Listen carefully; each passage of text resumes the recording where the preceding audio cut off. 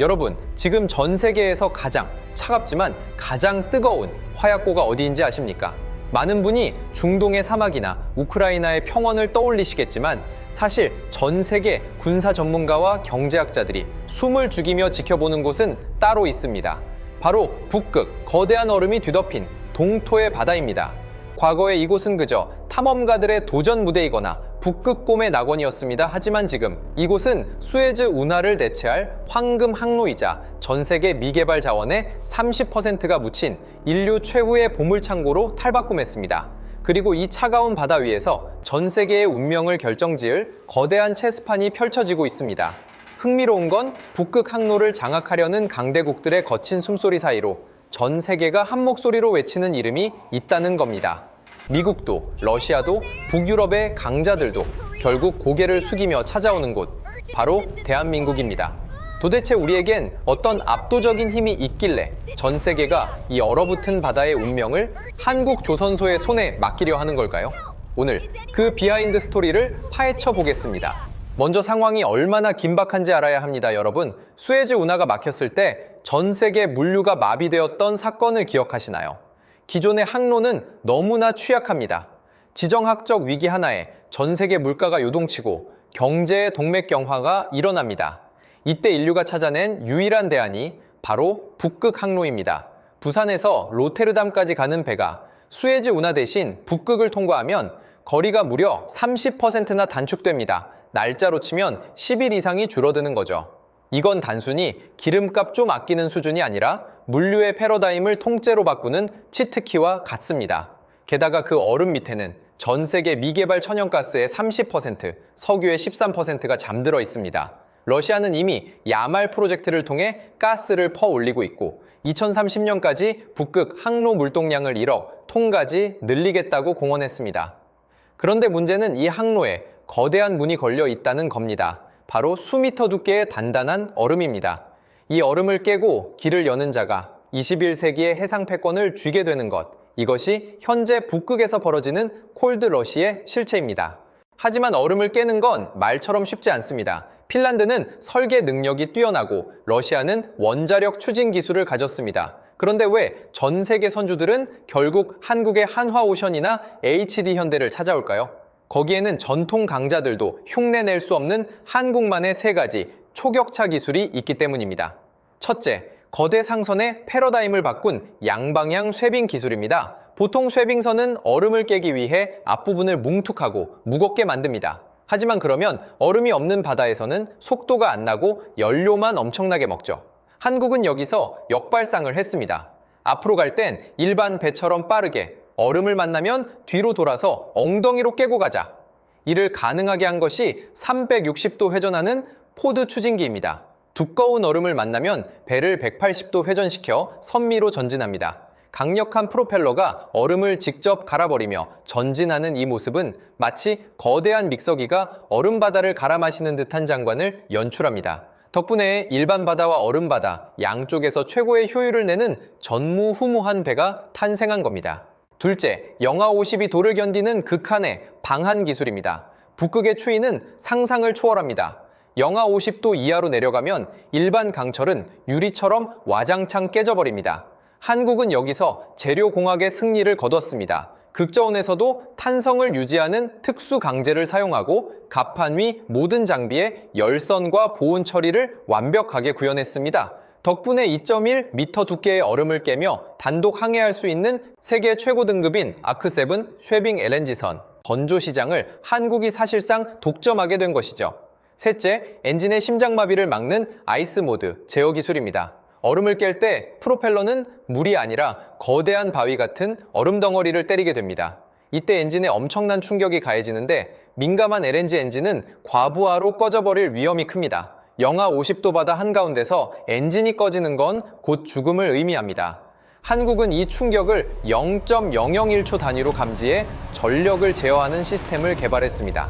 프로펠러가 얼음에 막혀도 엔진이 멈추지 않고 계속 돌을 가루로 만들어버리게 하는 기술, 이 안정성이 전 세계 선주들이 한국 무기를, 아니 한국 배를 선택하는 결정적인 이유입니다. 여기서 잠깐 여러분의 이해를 돕기 위해 비유를 하나 들어보겠습니다. 1.5m 두께의 얼음을 시속 3노트로 깨며 전진한다는 말이 얼마나 대단한 일인지 아십니까? 시속 3노트면 사람이 조금 빨리 걷는 속도입니다. 에이, 별거 아니네 싶으시죠?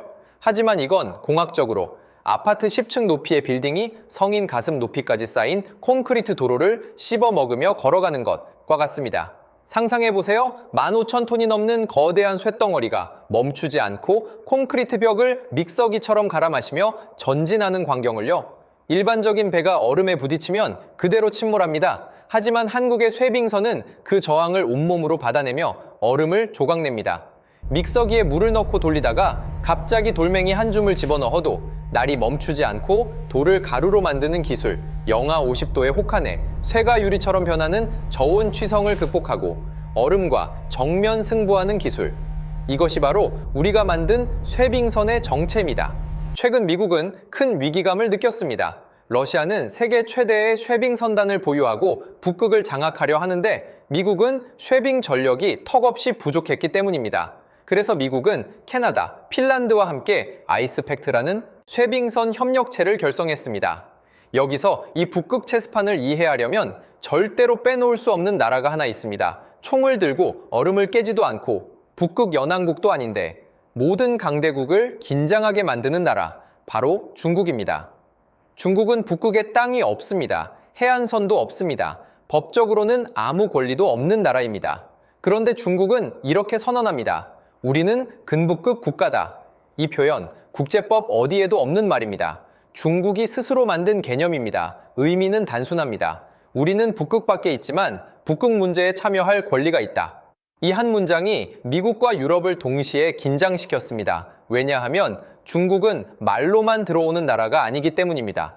중국의 북극 전략은 아주 조용합니다. 하지만 치밀합니다. 미국처럼 군함을 보내지도 않고 러시아처럼 얼음을 직접 깨지도 않습니다. 대신 중국은 돈과 계약 그리고 파트너를 들고 들어옵니다. 그 파트너가 누구냐면 바로 러시아입니다. 러시아는 쇠빙선과 항로를 가지고 있고 중국은 자본과 물동량을 가지고 있습니다. 야말 LNG 프로젝트, 중국 자본이 깊숙이 들어가 있고 중국 국영 에너지 기업들이 장기 구매 계약을 맺고 있습니다. 이건 단순한 투자가 아닙니다. 북극에서 나오는 에너지는 중국이 책임지고 사겠다는 의미입니다. 러시아 입장에서는 제재를 버틸 수 있는 숨통이 생기고 중국 입장에서는 미국이 통제하기 어려운 새로운 에너지 루트가 생깁니다. 이 지점에서 미국은 깨닫습니다. 러시아만 문제가 아니다. 중국이 북극으로 들어오고 있다. 그래서 미국이 급하게 만든 게 바로 아이스팩트입니다. 겉으로 보면 쇠빙선 협력체, 하지만 본질은 이겁니다. 러시아와 중국 조합을 북극에서 고립시키자. 문제는 하나였습니다. 미국도 캐나다도 지금 당장 그 전략을 실행할 배가 없었다는 겁니다. 그리고 이때 중국이 가장 불편해하는 나라가 자연스럽게 하나 떠오릅니다. 바로 대한민국입니다. 왜냐하면 한국은 러시아 편도 아니고 중국 편도 아니면서 둘 다가 필요로 하는 배를 만드는 나라이기 때문입니다. 중국 입장에서 한국은 따라잡기엔 너무 앞서 있고 배제하기엔 너무 중요한 나라. 그래서 중국은 직접적인 견제 대신 조용히 시간을 끌고 자국 조선업을 키우려 하지만 북극용 쇠빙 LNG선만큼은 아직도 한국을 대체하지 못합니다.